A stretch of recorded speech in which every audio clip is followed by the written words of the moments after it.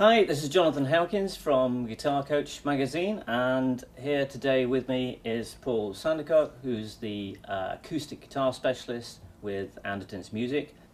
Thanks very much for your time today. Great, no problem. And so I know you brought a number of guitars along, so what we'd like to do is for you to talk us through a little bit the idea of, when you're walking into that store, you're starting to think about that sort of first guitar. What are the starting points? What might things you be looking for? So if you can just give us a broad overview on that. Yeah, great, no problem. Well, first off, when you're buying a guitar, you want to look at sort of price, because obviously everyone has a budget in mind. It's very rare you get people that walk in that want to buy sort of £1,000 guitar, £2,000 guitar to start with. So you're looking at sort of price. What's going also packs. Packs are really good that you get all the bits with them, so you can just literally walk out with a guitar. This, for example, is a Fender. It's a CD60 starter pack. They do it in a couple of colours. So you can have black or the natural, which is your normal kind of colour for an acoustic guitar. It comes with all the bits that you need to get going.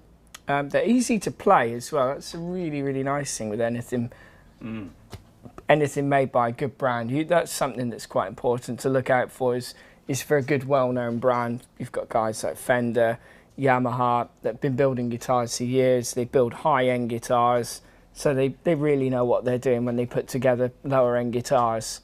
Right. So, and you're saying that they think that actually might make them easier to actually play. Yeah, physically they spend a little bit more time actually on what we call the setup of the guitar. So the strings are actually quite close to the fretboard on this. I don't know if you can see it on the camera, but it's really, really easy to play. So 40 years ago, you would have had strings that were a mile away from the fretboard and, bleeding fingers from playing them, whereas with these, they really are quite easy. There's not that much difference between this and a few £100 guitar. They are really that good. Right.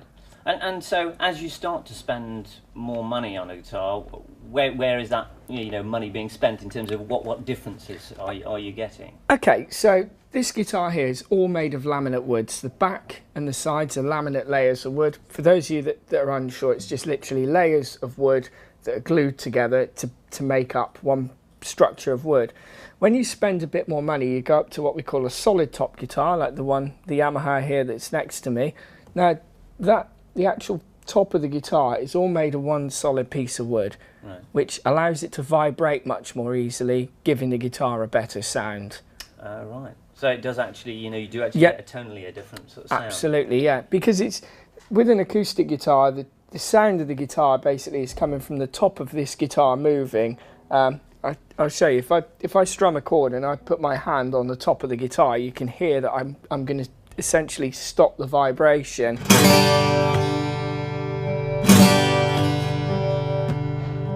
Right, yeah. So with the laminate guitar, it's a little bit more, the top is stiffer, it can't move quite as easily because there's lots of grains running all through different directions on the guitar, whereas on the solid top guitar, you've got the grains running one way and it allows it to move much more easily. Right. And is that giving you just a softer tone or just a different tone? It's a more full tone. It's literally more colours of the rainbow, essentially. A laminate guitar is quite focused in the centre, whereas a solid top guitar has got literally, you hear everything. Also, with the solid top guitar, they actually get a lot better the more you play them. The more you use them, the more elastic that piece of wood becomes as it crystallises and it moves more. Right.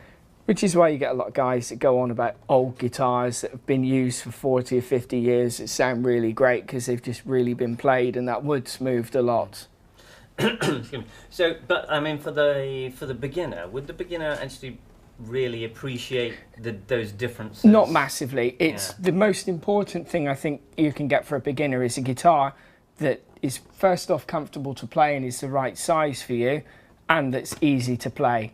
Because you don't want to be put off from playing the guitar. You want something that you can pick up that's not too hard to work. So there are actually different sizes? Absolutely, yeah. I mean, for example, the Fender that I've got on the wall behind me here this is a much, much smaller guitar. It's basically a lot narrower at the waist, and it's better suited towards smaller people, or girls especially prefer it because they've got shorter upper torsos. Right. Right. This is the main type of guitar that's built. It's called a dreadnought, which is kind of your standard size guitar. As you can see, actually, it can be a little big for me. You can see it's pushing my shoulder up. Right. So if I just swap over.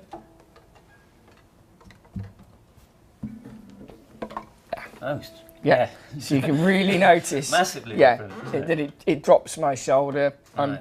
My hand is coming over the guitar, and Yeah. it fits a lot better. So that's something to consider. And there are guitars at the lower end price that are smaller as well. Right. So this is why it's worth always going to your local shop and actually trying some guitars. And even if you can't play, just literally sit down and kind of get a feel for how it feels sat on you. Mm-hmm. So I see we've got a couple of other guitars here. Yeah. Maybe you could just tell us a little bit about those and again where the differences Yeah, are. absolutely. So when we go up to I'll pick the Yamaha here that we've got. This is what happens when you sort of go up to around roughly just under the £200 mark. So it's cosmetically a little bit nicer. It's got some nice binding on. You've got some small dot inlays. The main difference is this, as I said to you, is this top is actually a solid top guitar. Right. There's quite an easy way that any of you guys can actually look for this. If you look into the sound hole of the guitar, and I'm sure we'll get a shot of it a bit later for you, you want to look and see if the grain runs all the way from the top through to the bottom of that sound hole, and you can see that yourself. Yeah. Yeah. Yes. And that so tells you whether whether the top was laminated from lots of different bits of wood or solid in this, as it is on this instance. Right. And it just gives the guitar a more rich sound.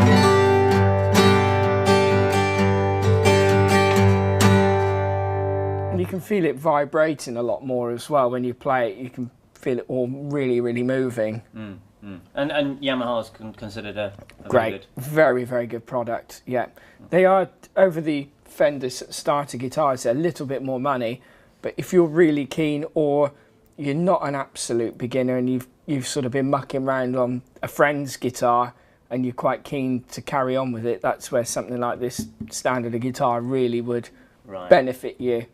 And you're not going to need to upgrade it as quickly. It will last a lot longer. Right. Yeah. Other things that improve with money as well, things like the quality of the tuners, how easily the guitar stays in tune. Better quality tuners are smoother and they're easier to keep the guitar in tune. Yeah. So Paul, what about the idea of, should I buy a new guitar or should I buy sort of second hand? If you can just tell me a little bit about what are the pros and cons of that side of things. Often with second hand you get better value for money, so you'll probably find that for your lower end of the price range, you're going to buy a second-hand guitar that will be solid top, a bit like this Yamaha, for example, where you've got better tuners, solid top, slightly nicer build quality and a little bit easier to play.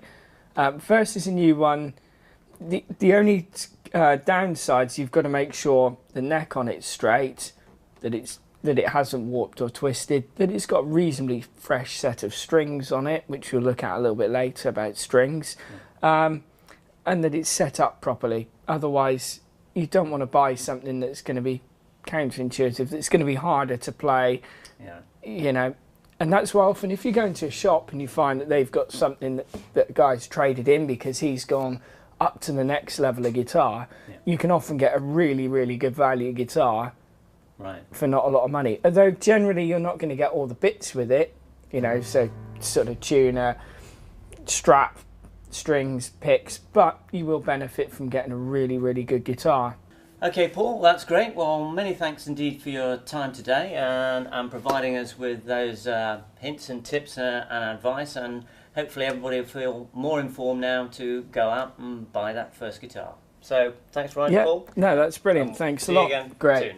Cheers. Bye for now.